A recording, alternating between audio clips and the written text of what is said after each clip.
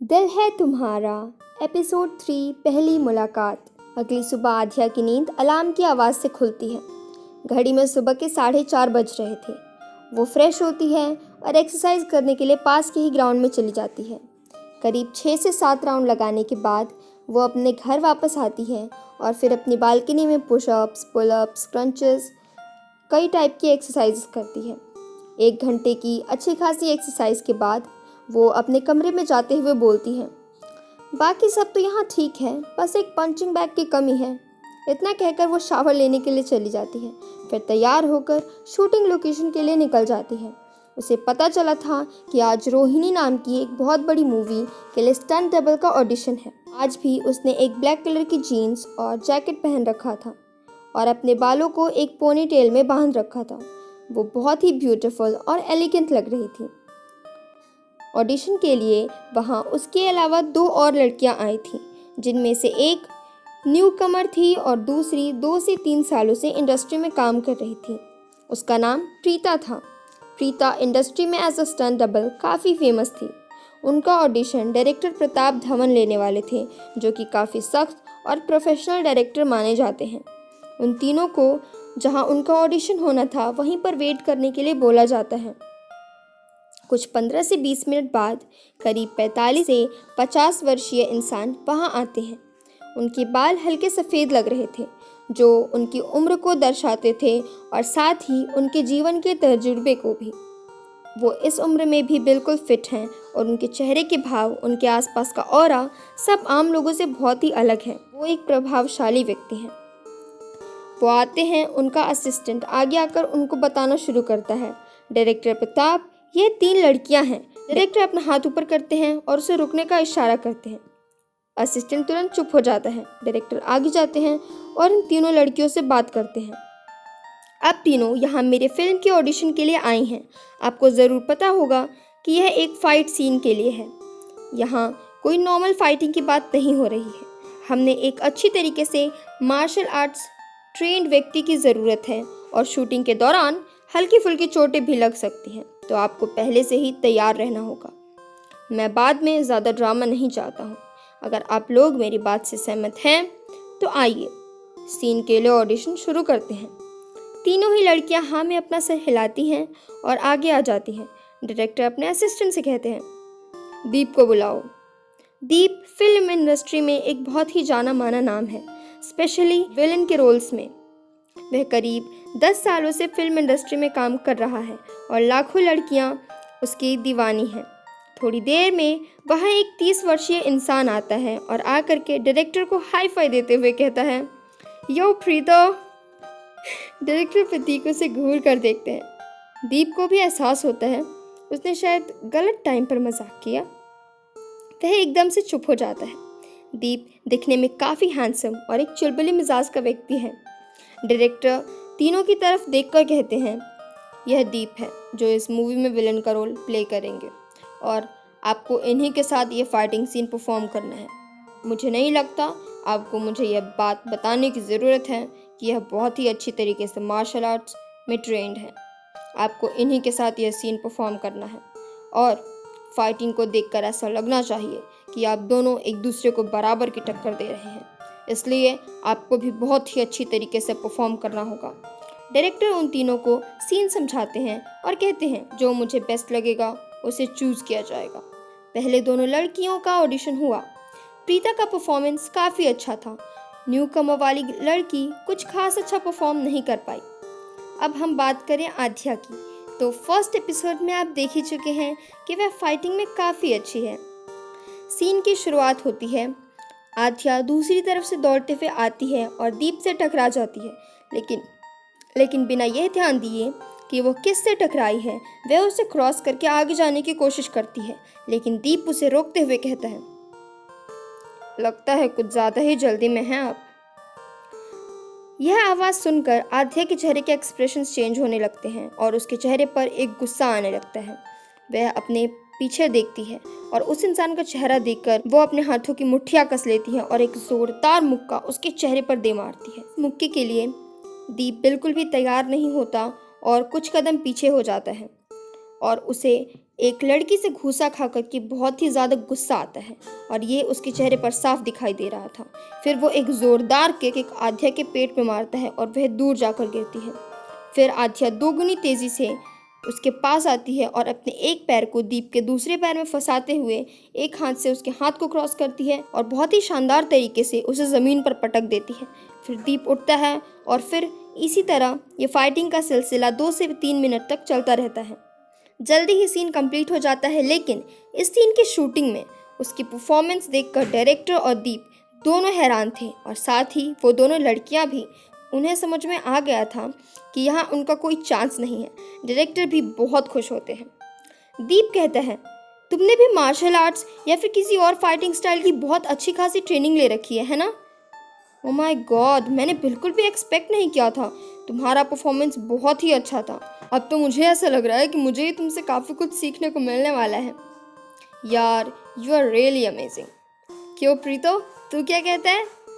Director प्रतीक उसे घूर कर देखते हैं और कहते हैं, दीप अपने हाथ ऊपर करते हुए कहता है, या आई एम सॉरी डायरेक्टर प्रतीक। फिर आध्या की तरफ देखकर अपना हाथ आगे बढ़ाते हुए कहता है, वैसे आप मिस? हेलो, आई एम आध्या। आध्या भी उससे अपना हाथ मिलाते हुए कहती है। दीप कहता है, nice to meet you miss Aadhya. Director Prateek भी खुद को उसकी तारीफ करने से नहीं रोक पाए। उन्होंने कहा, तुम इतनी खूबसूरत हो और इसके साथ ही इतनी आसानी से कितने डिफ़िकल्ट सीन को तुमने परफॉर्म किया। अगर मैं यहाँ पहले से नहीं होता तो मुझे भी एक बार को लगता कि तुम दोनों एक्टिंग नहीं बल्कि सचमुच में ही लड़ाई कर रहे हो। सीन करते वक्त तुम दोनों के चेहरे पर दर्द, गुस्सा, ये सारे भाव बहुत ही क्लियरली दिखाई दे रहे थे। दीप का तो मुझे समझ में आता है। दीप इंडस्ट्री में काफ़ी सालों से काम कर रहा है और उसे इस मूवी में काम भी करना है, पर तुम्हें सिर्फ अपना एक्शन ही परफॉर्म करना था। एक्सप्रेशन देने की कोई ज़रूरत नहीं थी, पर तुमने बखूबी एक एक एक्सप्रेशंस को एक एक सीन के साथ अच्छी तरीके से निभाया है। तुम्हें इस मूवी में एज अ फीमेल लीड होना चाहिए था। उनकी यह बात सुनकर आध्या मुस्कुराते हुए कहती है, तो क्या अगर मैंने इस मूवी के लिए ऑडिशन दिया होता तो आपने मुझे सिलेक्ट कर लिया होता? उसकी इस बात पर डायरेक्टर का मुंह बंद हो जाता है और वही खड़ा दीप ज़ोर ज़ोर से हंसने लगता है और हंसते हुए कहता है, पहली बार किसी ने हमारे डायरेक्टर का मुंह इतने प्यार और इज्जत के साथ बंद करा दिया है। I am really impressed Aadhya, you are a really smart girl. अब से मैं और तुम एक टीम में, हाँ? उसे देख करके आध्या भी मुस्कुरा देती है। ये बात सबको पता है कि इंडस्ट्री में बिना किसी बैकर के ऐसे ही किसी को भी फीमेल लीड का रोल नहीं मिल जाता, चाहे उसकी एक्टिंग कितनी भी अच्छी क्यों ना हो। हाँ, अगर वो शुरुआत से शुरू करके एक एक स्टेप आगे बढ़े, धीरे धीरे इंडस्ट्री में अपनी पहचान बनाता है, तो ये हो सकता है। उनकी यह बात सुनकर आध्या मुस्कुराते हुए कहती है, तो क्या अगर मैंने इसके लिए ऑडिशन दिया होता तो आपने मुझे सिलेक्ट कर लिया होता? उसकी इस बात पर उनका मुंह बंद हो जाता है और वहीं खड़ा दीप ज़ोर ज़ोर से हंसने लगता है और हंसते हुए कहता है, ऐसा पहली बार हुआ है कि किसी ने हमारे प्यारे प्रीतो का मुंह इतने प्यार से बंद कराया हो। आई एम रियली इम्प्रेस्ड आध्या, तुम बहुत ही स्मार्ट हो। अब से मैं और हम दोनों एक टीम हैं और दोनों मिल करके इस प्रीतो को सबक सिखाया करेंगे। आध्या भी मुस्कुरा देती है और डायरेक्टर प्रतीक उन दोनों को घूर करके देखते हैं, फिर वो भी स्माइल करने लगते हैं। दीप एक बहुत ही सुलझा हुआ इंसान है। उसे अपनी काबिलियत और सक्सेस का कोई घमंड नहीं है। सभी के साथ वो बहुत ही प्यार और इज्जत से बर्ताव करता है। डायरेक्टर प्रतीक के साथ उसकी बहुत अच्छी बनती है और काफ़ी सारी मूवीज़ में भी वो दोनों साथ में काम कर चुके हैं। आध्या, डायरेक्टर प्रतीक और देव काफ़ी देर तक आपस में बातें करते रहते हैं और फिर अपने अपने रास्ते निकल जाते हैं। आध्या को घर पहुंचते पहुंचते शाम के 4 बज चुके थे।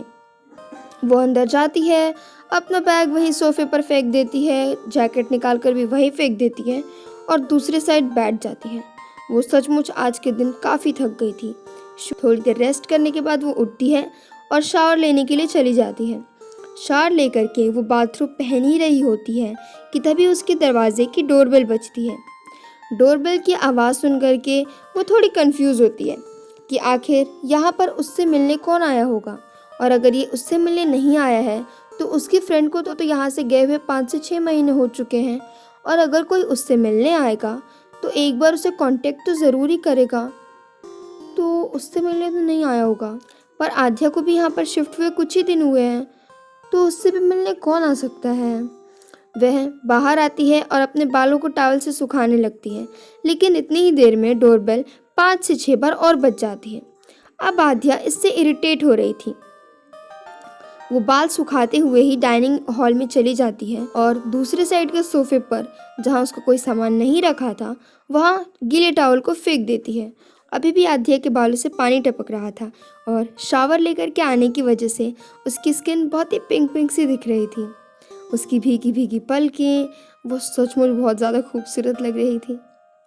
वो जाती है, डोर खोलती है और अपनी मुंडी हल्की सी बाहर निकाल करके देखती है कि आखिर ये कौन है जो कंटिन्यूअसली डोरबेल बजाया जा रहा है। जब वो देखती है तो हैरान हो जाती है और खुश भी। वहाँ पर वो छोटी सी परी थी जो कि उसके दरवाजे के पास अपने हाथ में एक छोटा सा बैग लिए खड़ी थी। उसे देख करके वो अपना हाथ बाहर निकालती है, उसे अंदर लेती है और दरवाज़ा बंद करने के बाद उसे गोदी में उठा लेती है और फिर गोल गोल घूमते हुए उसे प्यार से बातें करने लगती है। Sam Sam Sam my baby, आपको पता है मैंने आपको कितना मिस किया। ओह माय गॉड बच्चा, आप फाइनली मेरे पास हो।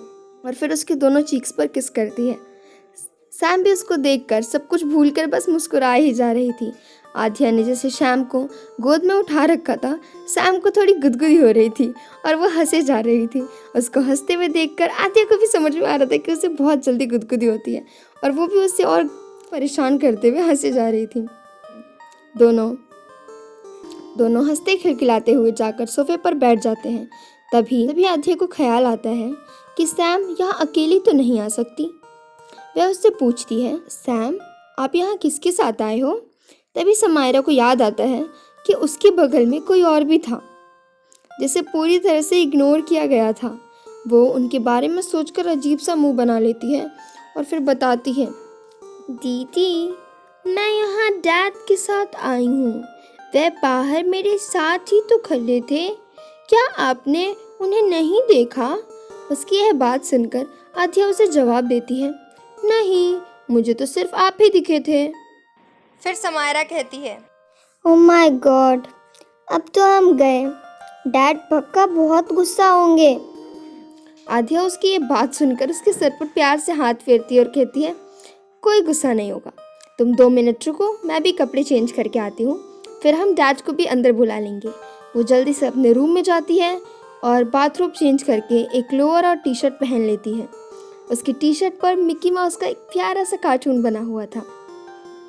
कपड़े चेंज करके वो बाहर आती है। आध्या को दरवाजे की तरफ जाता देखकर समायरा उसे ऑल द बेस्ट बोलती है, पर आध्या उसकी इस हरकत पर थोड़ी कंफ्यूज हो जाती है। ऐसा नहीं है कि वो किसी जंग पर जा रही है, क्या वो सिर्फ दरवाज़ा खोलने नहीं जा रही? अब क्या होगा जब आध्या डोर ओपन करेगी? कौन है उस साइड? और काफ़ी कुछ इंटरेस्टिंग होने वाला है यार। आप बस ना नेक्स्ट एपिसोड का थोड़ा सा वेट करें। गाइस ये स्टोरी के बारे में ना सब पूछ रहे हैं कि ये मैंने कहाँ से ली है। गाइस ये स्टोरी मेरी खुद की है, इसे मैं ही लिख रही हूँ और ऑडियो फाइल्स भी इसकी मैं ही बना रही हूँ, तो आपको पता ही है। तो गाइस ये स्टोरी ना मेरी खुद की है, इसे मैं ही लिख रही हूँ और इसकी ऑडियो फाइल्स भी मैं ही बना रही हूँ, ठीक है। और आपको अच्छी लग रही है ना? अब पता है यार, वो पहले जो है मैंने एपिसोड बनाया था तो फिर ज़्यादा लोगों को मेरे को लगा पसंद नहीं आ रहा है, और यूट्यूब के उधर से ना पता है लिख के भी आता है ये स्टोरी को जो मेरे रेगुलर व्यूअर्स हैं नहीं देख रहे हैं, तो मैंने सोचा कि फिर रहने देते हैं। लेकिन फिर आप लोग इतने सारे कमेंट्स भी करे थे बहुत सारे लोग कि उन्हें चाहिए, तो मैंने सोचा कि यार ट्राई करते हैं ना, 2 एपिसोड में थोड़ी ना किसी को समझ में आता है, तो अगर 4-5 एपिसोड बनाती हूँ मैं और बाकी आप मुझे बता दीजिएगा अगर आपको अच्छी लग रही है तो फिर और आगे भी बनती जाएगी, है ना।